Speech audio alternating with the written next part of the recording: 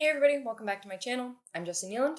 Today I'm going to be answering the question of why you might find yourself and your body disgusting while your partner, sexual or romantic or otherwise, finds you super attractive.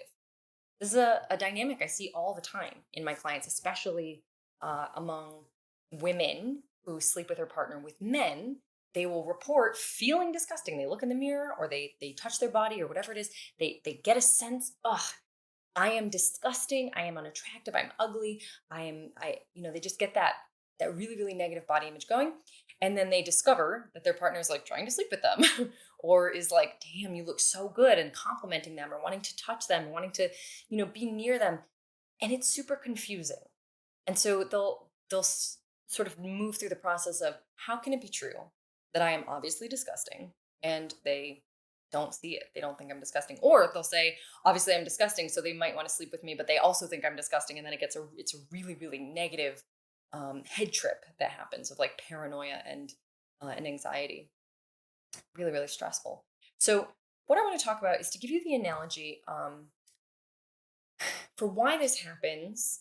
I like the analogy of doggy style because I have spoken to many women who will be in, I mean, it could happen to anybody, but I happen to have spoken to a bunch of women who will report that they like doggy style as a sexual position. However, they don't like that their partner can see their butthole in this position. They're very self-conscious. It's a hard thing to see. It strikes them as gross. They're like, I don't know what it looks like, or I don't want them looking at it.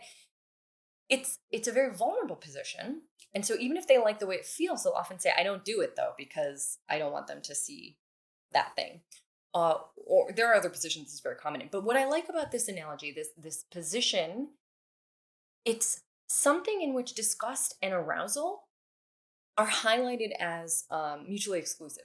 And that's true for us. It's evolutionarily adaptive that we can't be disgusted and aroused at the same time. It just can't happen. And if you think about that, it makes perfect sense because sex is kind of weird and gross, and like the same, your genitals are with your like excretory organs, and things that might seem gross, like in bathroom humor, suddenly seem hot when you're turned on, and you're like, yeah, I'll put my mouth on that.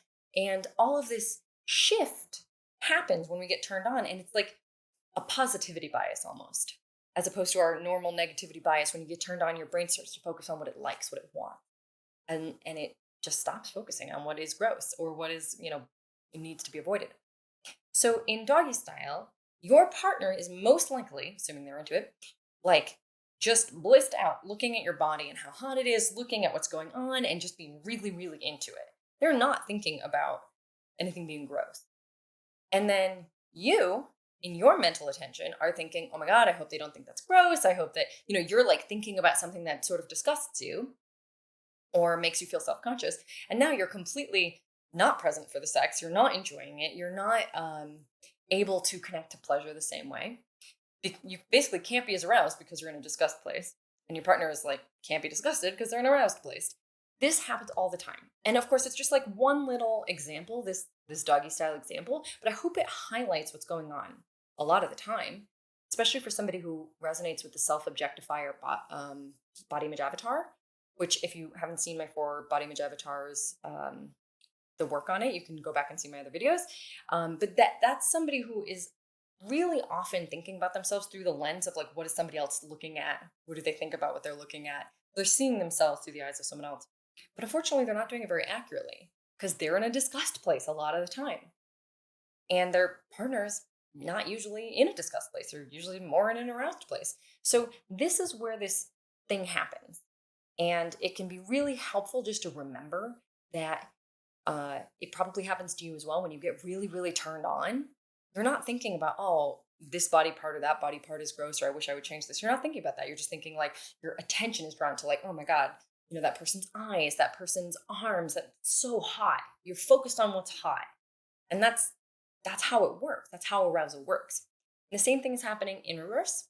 And also your partner doesn't have any of your negative stories about yourself and your body. So, of course, your own body image issues are completely invisible to them most of the time.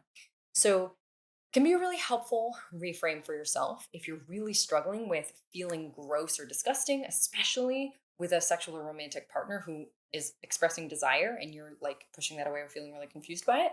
This could be what's going on. And this can also be a useful way to step back and say, I'm literally keeping myself from being turned on because I'm focused on what I find gross about myself. How about I focus on what I find hot about them instead? That's a better use of your mental energy if you can do it. And also remember that they are also focusing on what they find hot about you, and hopefully not focused on what they find gross about themselves, because that would be, you know, you would not want that during sex with them. You want them to be like super into it and turned on, right? That's what everybody wants. So just recognize that that could be what's going on. Hold space for the fact that this is, it's really difficult. It's not as easy as like, cool, I'll just stop thinking about how I find my whatever part of my body disgusting. Just recognize that this is normal and human and hard, and it takes time. But what other people are seeing and thinking about is not going to be anywhere related to what you are seeing and thinking about, particularly when it comes to finding parts of your own body gross or causing disgust. I hope that's helpful. If you've ever had this experience, leave your experience in the comments, share your thoughts with me, ask questions. I'm happy to chat. Thank you for watching, and don't forget to subscribe and like, and I'll see you next time.